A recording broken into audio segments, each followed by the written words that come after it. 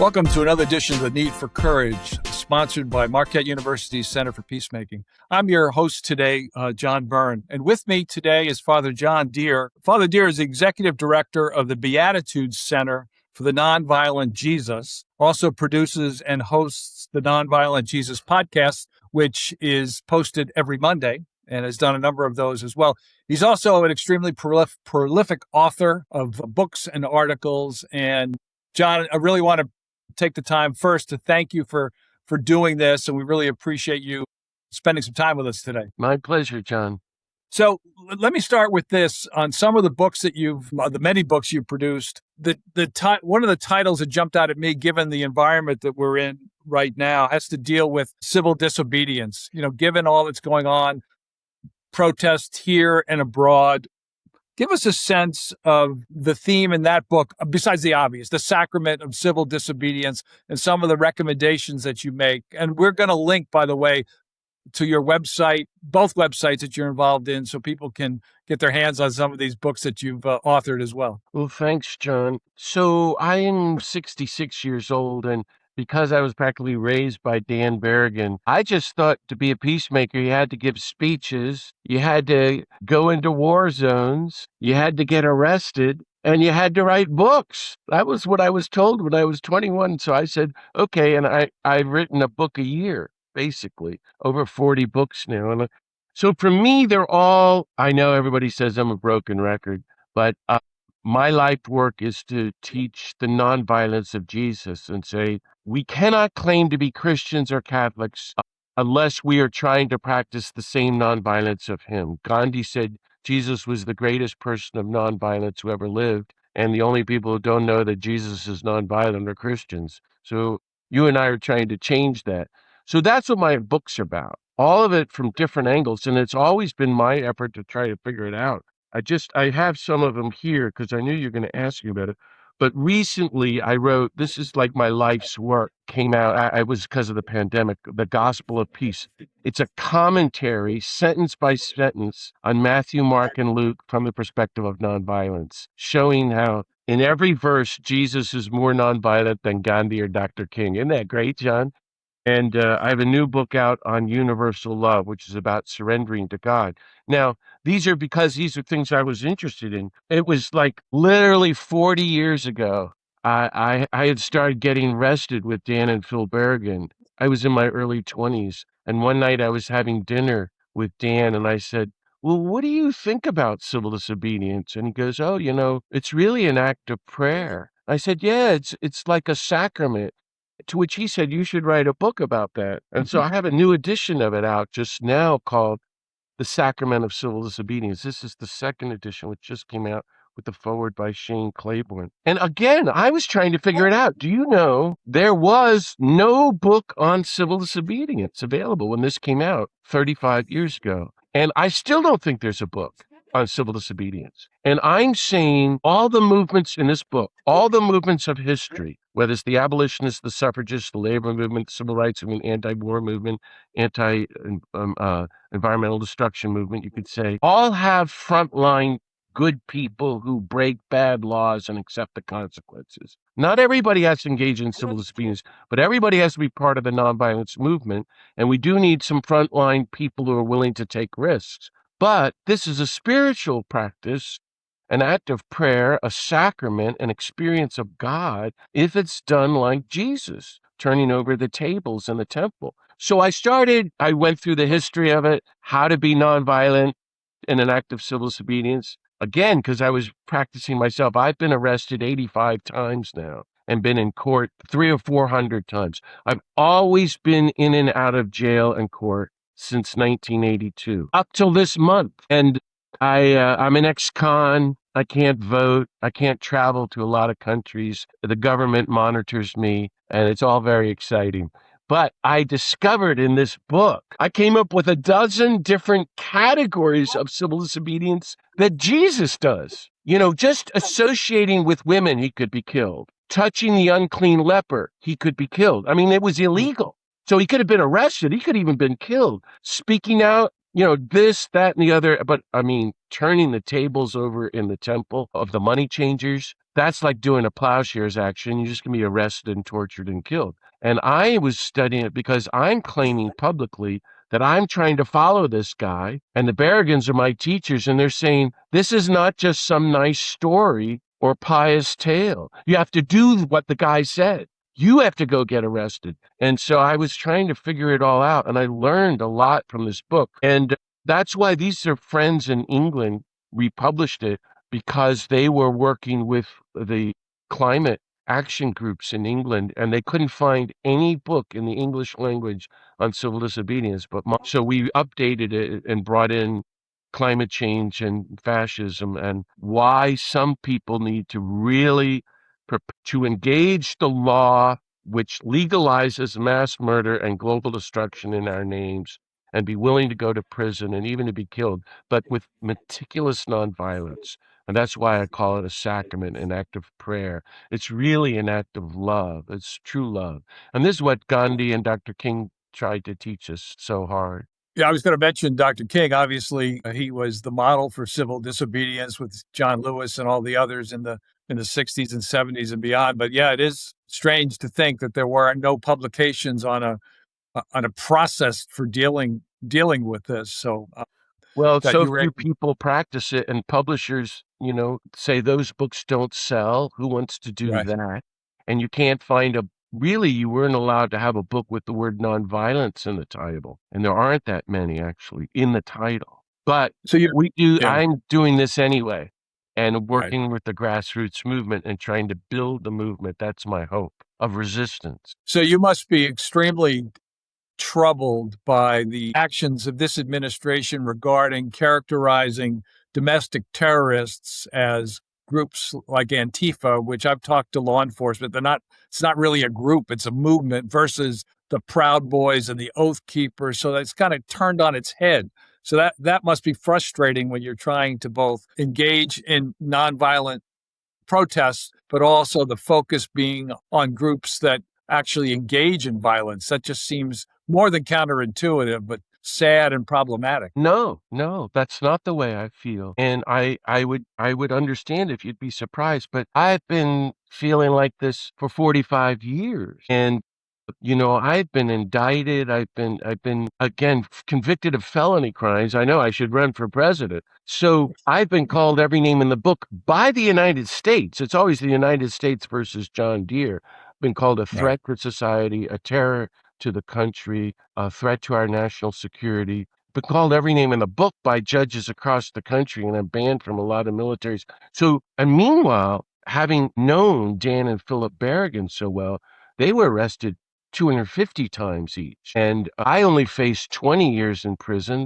They faced up to life in prison. And I've known many, many people around the world who've been killed, like the Jesuits of El Salvador were my friends, the ones who were killed. So all of this to me is to be expected. I've been waiting for this. Dan told me this when I was a kid. By the way, I have a couple of cats walking around here, so you may see them there. I'm not surprised at what's happened to the country. This is what I've been expecting.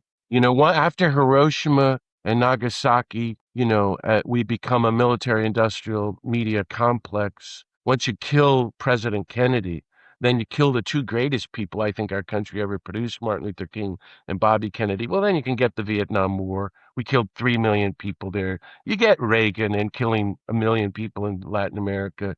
You get George Bush Sr. and killing 300,000 people in Iraq, and then George W. Bush killing 1 million people more in Iraq, and then how many in Afghanistan, and now the genocide in Israel. Could go down what's happened in our history. So fascism to me is the normal trajectory. We're so controlled by the military now. It's always been on track to just not only dismantle voting and civil rights, but become a fascist state.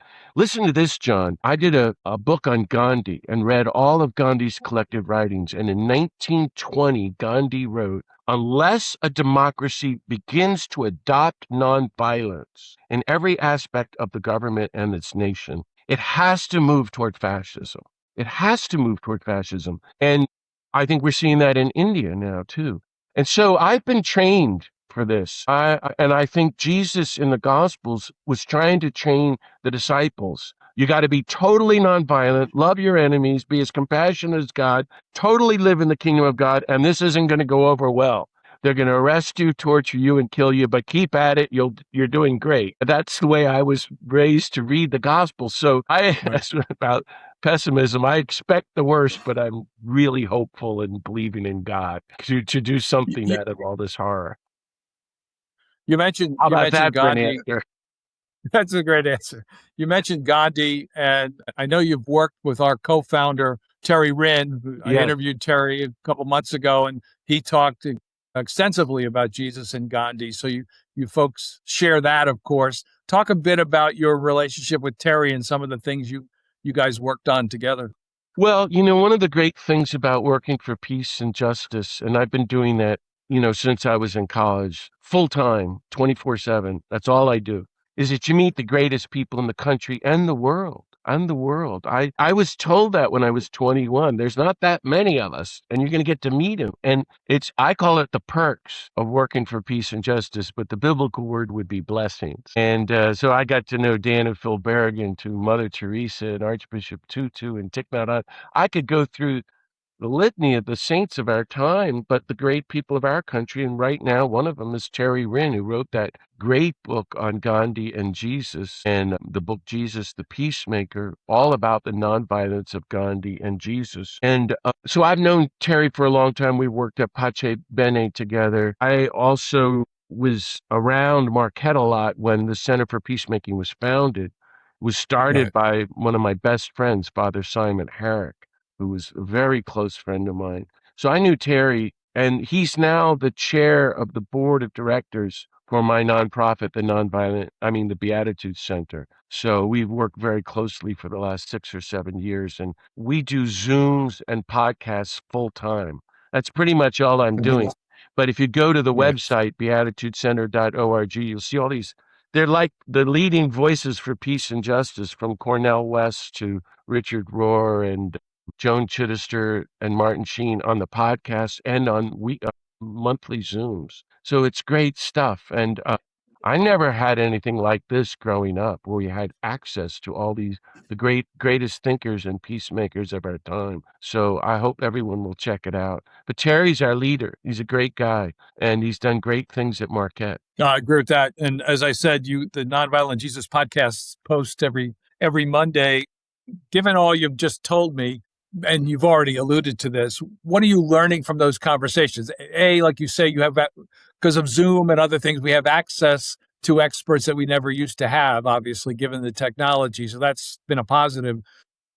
What are you picking up? You obviously have as much to offer as the people that you are interviewing, but what in the past number of podcasts, say just in 2026, have you learned that perhaps either you didn't know before or didn't know as well? What are maybe some of the themes you're picking up? Well, I would put it a little bit differently, I think, and that's a great question, and I'd have to spend more time with it. I've done about 100, so every week for the Okay, last yeah. year and a half. And the names, because I've met so many people, I just know everybody. I just invited them all. They're like friends, including from Andrew Young and Joan Baez to Jamie Raskin, the congressman, but all kinds of theologians like Brian McLaren and Shane Claiborne and Chet Myers on the nonviolence of Jesus, Stanley Auerbach, to great activists like Simone Campbell and Helen Prejean. And so I asked them about their work. What are they doing now in their public work to resist the Trump administration and the dismantling of democracy, to resist permanent warfare and the threat of nuclear weapons and catastrophic climate change and global poverty and all this racism and suffering that we're inflicting, ICE and so forth. And then I asked them, like I just told you, I tell them that I think Jesus was totally nonviolent. To follow him is to be a person of total nonviolence. What do you think about that? So after 100 conversations with the leading people, I'm just so heartened and full of hope. I don't read the newspapers anymore, but because I'm involved in the movement and connected to people around the world, I hear all this horrible stuff starting from Palestine that's going on firsthand. And and also grassroots activists who are getting arrested. I have friends who are getting arrested as we speak in Washington, D.C. And everywhere I hear stories of nonviolence, resistance, how people are grounded more than ever in the God of peace and universal love, how so many people are beginning to grasp the nonviolence of Jesus and are really encouraged and taking it to heart. And that is encouraging me. So this year, I guess, a couple of months ago, I interviewed Andrew Young. And he's like 95, and he was like sitting on the front porch of a house in Georgia. He's just an old Southern guy. And I'm originally from North Carolina, so I appreciated that. But I said, how did you guys do it? I mean, were you talking about Jesus all day long? And he goes, John, you don't understand anything.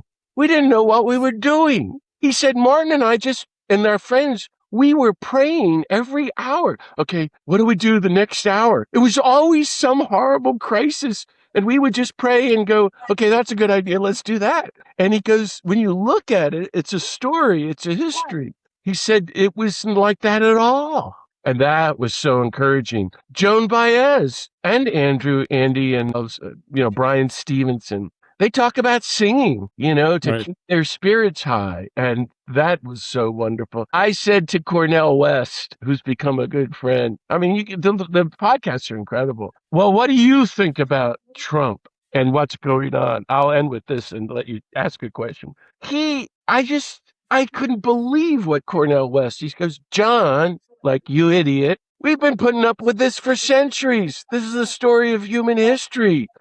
From all the empires to the American empire, from Pilate to Trump, from Caesar to Trump to Hitler. It's just, this is the way it goes. And then he goes, and John, this is what we've been putting up in America for hundreds of years with the genocide of the indigenous and the enslavement of African Americans. And then he said, this is what got me. Herman Melville told us this long time ago. Ahab is insane, and he's hunting down that white whale of white supremacists. And the Pequod, the ship, if you've read Moby Dick, it has people from around the world. Oh, it's so symbolic, all the races of the world. And they're all stuck with the insane Ahab. And that's what we're dealing with then and now, the insanity of Trump, who's chasing down white racism, and it's going to turn and destroy all of us. Wow. So what I'm saying is I've just heard incredible insights into our current predicament, and also incredible energy and hope of people who are trying through a very much mature spiritual practice and faith life in the nonviolent Jesus to stand up publicly and organize and resist, which is what we all have to do. Let me ask you some broader questions. You said that you were working with Terry, so you remember the early days of the Center for Peacemaking.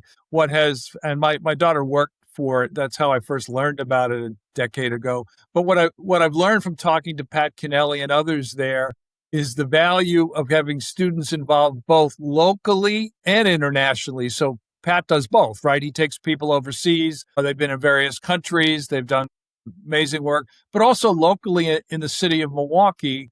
Milwaukee's like many urban areas. They've got some areas where businesses aren't thriving, so it's affecting the population. So in terms of getting students engaged in peace building, it seems to me, and you would know better than I would, John, it seems to me that you want to get students to focus either on local issues where they can make improvements and successes, or internationally. All of that is part of peace building. So if somebody comes to you and says, hey, I want you to mentor me, I'm going to go to college next year and I want to be involved in peacemaking, what are some of the lanes that I can go in that I can be valuable, that I can be successful? Not everybody's going to want to get arrested a couple hundred times, obviously. So what do you tell them? Hey, direct your energies this way or that way. What are some of your recommendations? Well, very powerful. I'm not getting too many questions like that. And if I meet young people like that, they already have a sense of what they want to do, maybe even not go to college anymore, or to really get involved in grassroots movements, or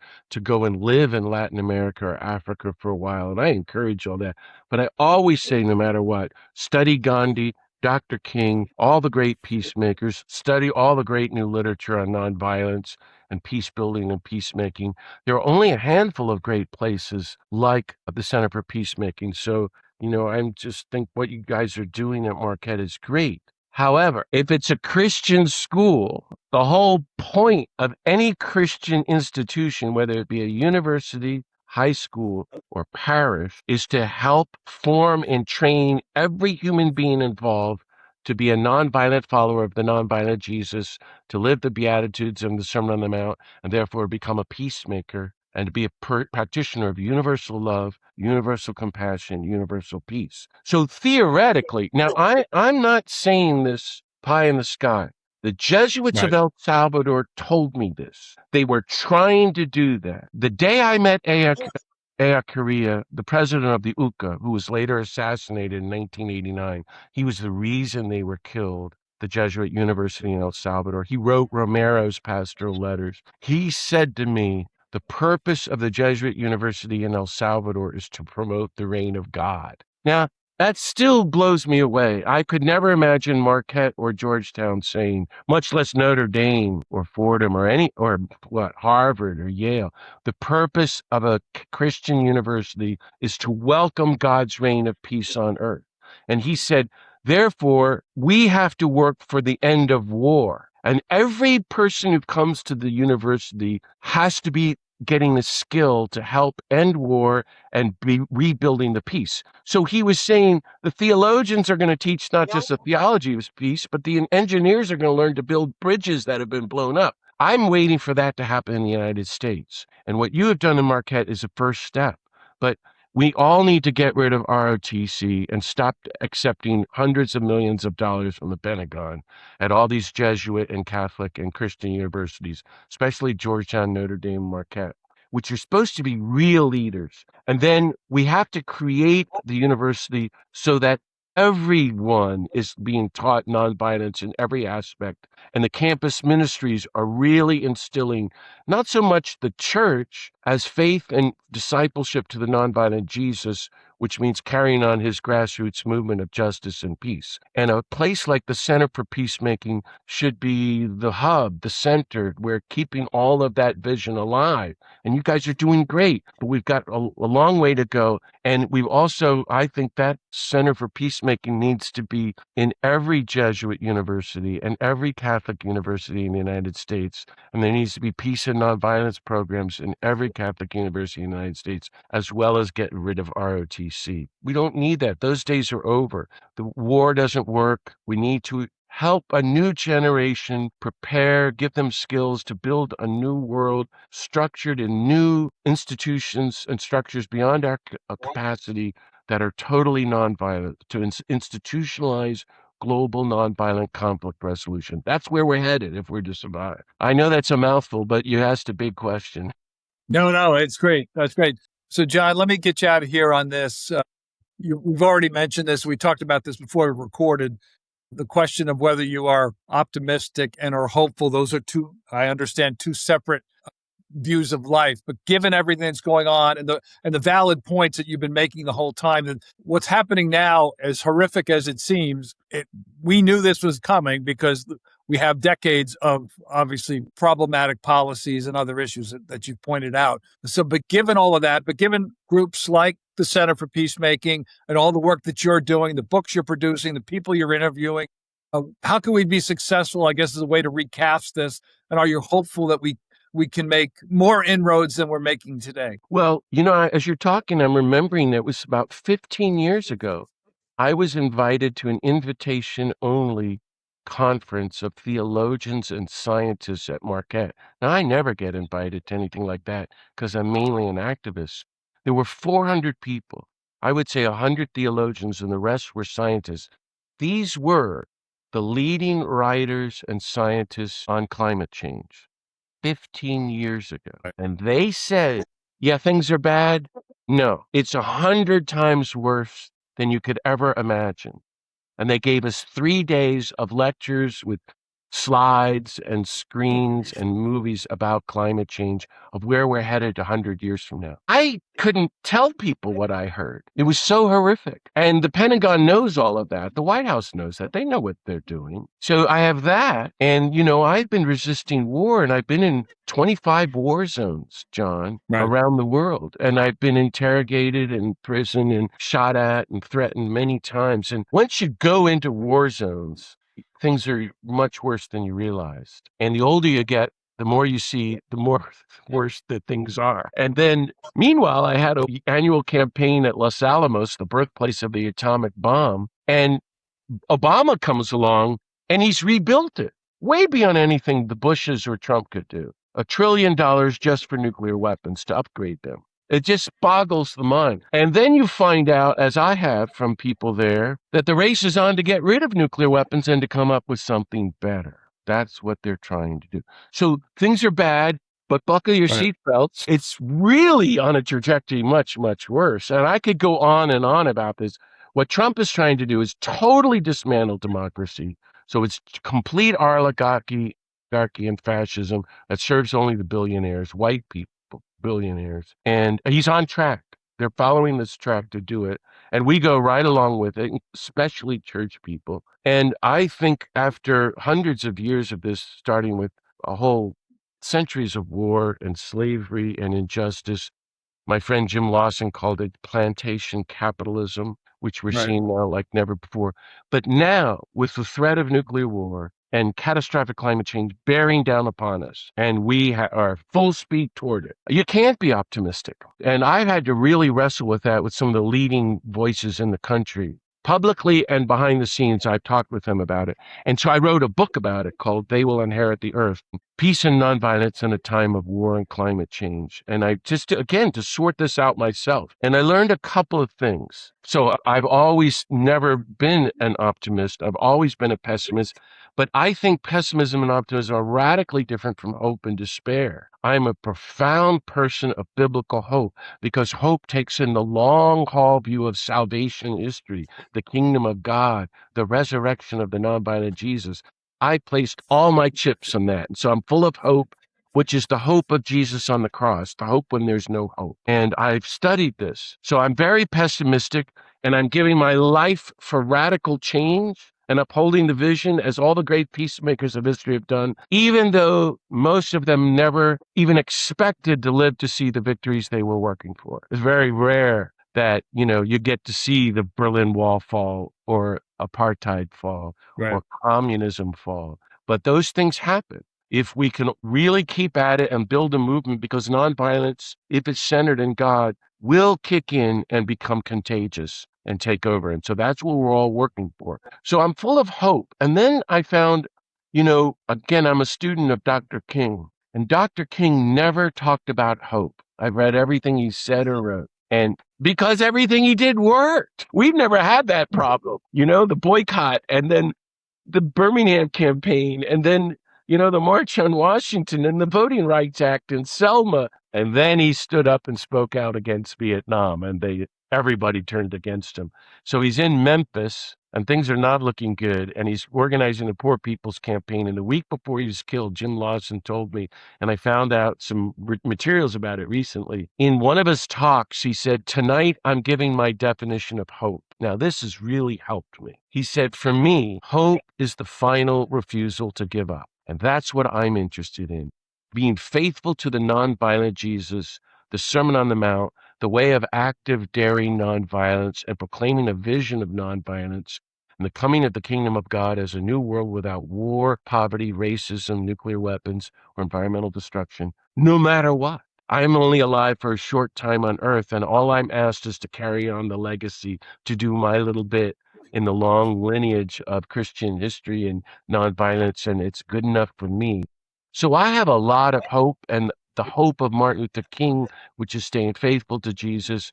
And I'm sick and tired, as he said, of violence, and I don't want to support violence under any condition because it's insanity. Nonviolence is the only sanity. And besides that, Jesus said, blessed are the peacemakers. Then you're really the sons and daughters of the God of peace. Love your enemies, and you're really the sons and daughters of the God of universal love, who lets the sun rise on the good and the bad, and the rain to fall on the just and the unjust. So for me, it's not even pessimism, optimism, or hope or despair. It's my identity. Isn't that great? Gotcha. The spiritual identity is, and my friend Henry Nouwen talked a lot about this. We talked about to be the beloved son of the God of peace, the beloved daughter of the God of peace. That's who we are. So we go into the culture of violence and war and nuclear weapons and racism and climate change, and we proclaim the reign of God. Let the chips fall where they may, whether we're hurt or not. That's our job. And we get to follow Jesus and have a lot of great friends along the way. I didn't mean to preach there, but you ask a big question.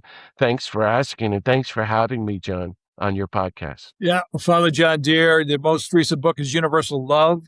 He's the founder, executive director of the Beatitudes Center for the Nonviolent Jesus. And as you just mentioned, the Nonviolent Jesus podcast is posted every Monday, and we will put that, and he's holding the book up. We will put that in the show notes, as they say.